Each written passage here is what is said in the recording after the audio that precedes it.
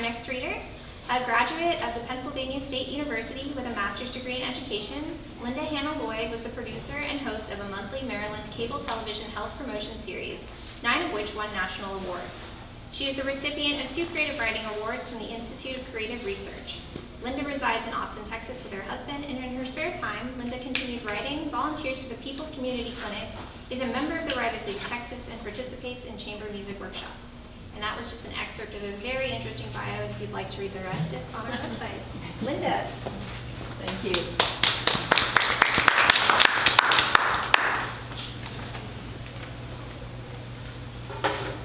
I'm going to be reading from a book I've written about my grandfather's immigration from Syria in 1905. He was 17 years old. He died when I was 16.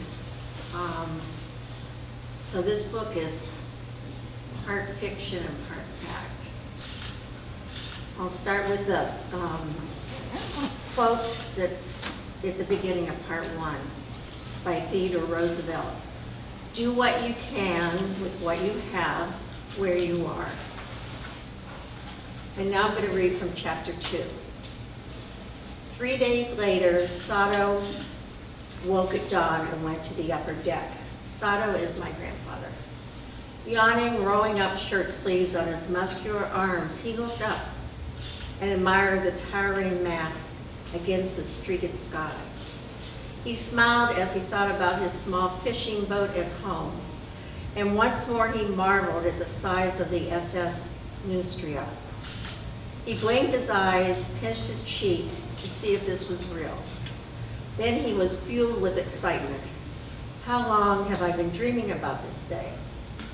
He remembered his parents' praise of their friend Anthony Abraham for going to America and their conviction that America was a wonderful opportunity for young people. Now he, at 17, was about to disembark from a ship and go through Ellis Island. He knew he'd left his country weeks ago, but exactly when. From his pocket, he pulled the tattered journal he started when the ship left Marseille. That was 22 years ago. 22 days ago. By his count, today was June 5th, 1905. As Sato ran his hands through his curly hair, he gazed into the thickness of the clouds. Dozens of questions ran through his head like fishes swimming in a stream. Will I be accepted? What will the people be like? Will I make friends? Calm down, this is stupid. I do have positive qualities, right? I'm a Syrian Christian.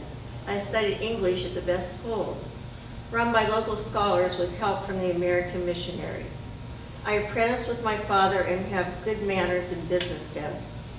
But what about my dark complexion? He felt that with his enticing smile and pleasant manner, he would be able to attract many friends in America just as he did back home.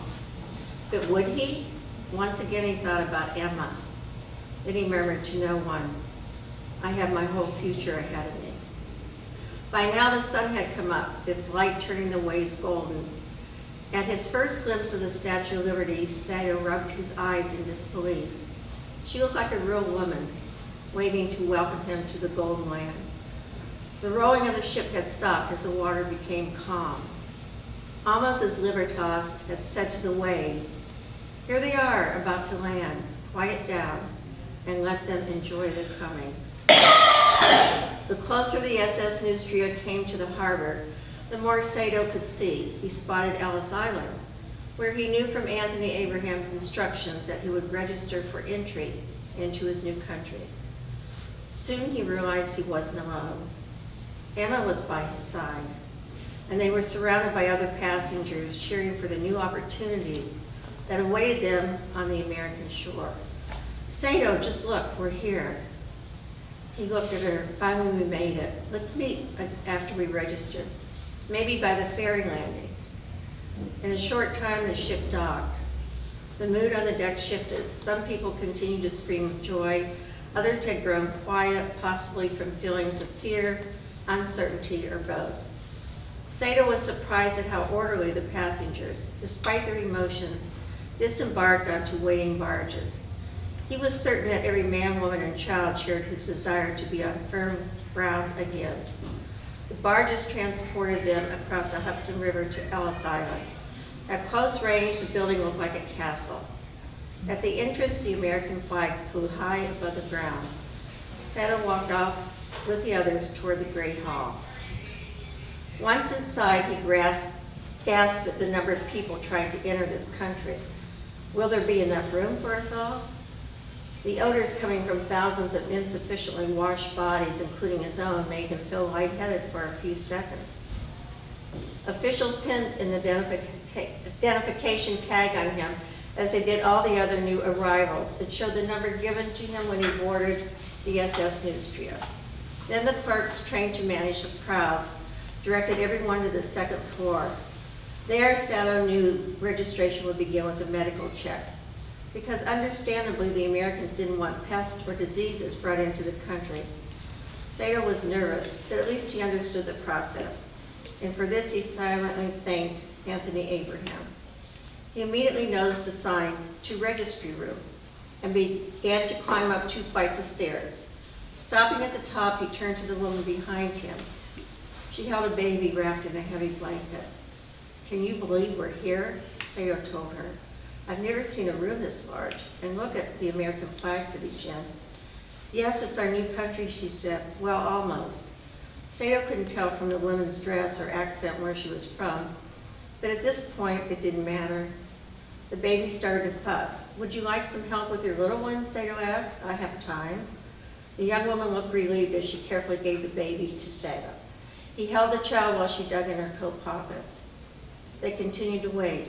Finally, it was their turn. Since men went into one room for the physical exam and women and their children went into another, Sato handed the baby back to its mother and wished her well. She nodded again. The first room he entered was to check for lice. He bent over as the doctor combed through his hair. Only then did he realize how long it had grown during the voyage. "Sir, you have no lice," an official told him. "Go forward for your eye exam."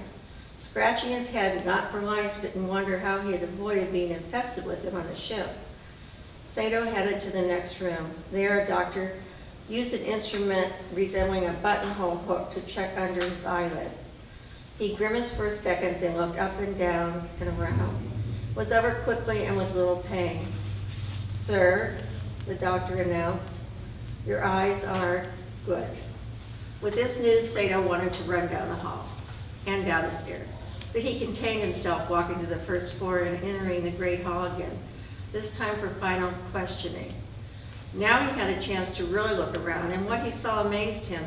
If he needed to, he could have bought a train ticket, exchanged money, sent a telegraph, and been seated for a meal along with 3,000 others in the dining room, all in the same enormous space. Sato's amazement at the scale of the Americans' endeavors was increased by the minute.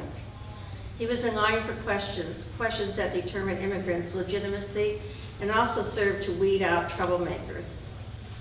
When he felt a tap on his shoulder, he turned to the elderly man behind him and said, "Can I help you?" The man was trembling. "What will they ask me and what will I say?" "Remember what they told us on the ship. Show them your money, tell them where you're going, and that you have a job waiting or a family to care for you. They might ask if you're an anarchist or a criminal. Say no." Sato's heart went out to the man, now shaking harder than before. "I'll stay with you to help in case you don't understand the questions." "Thank you, sir. After a long journey, I forget. My daughter will meet me when I get my trunk back. She lives in Manhattan. Please, sir, move in front of me." With a level of patience that impressed Sato, the clerk recorded the old man's name, the date of his arrival, and on which ship, his place of origin, his language, his age, and the family members already in America. A short time later, though, the clerk's patience stalled a bit when it came to record his own name. Sato ibn Hanna? Sato offered his father's middle name, Samuel, as a replacement for the first name he had been baptized with. Then he slowly spelled his last name for the clerk. So in a matter of seconds, Sato ibn Hanna officially became Samuel Hanna.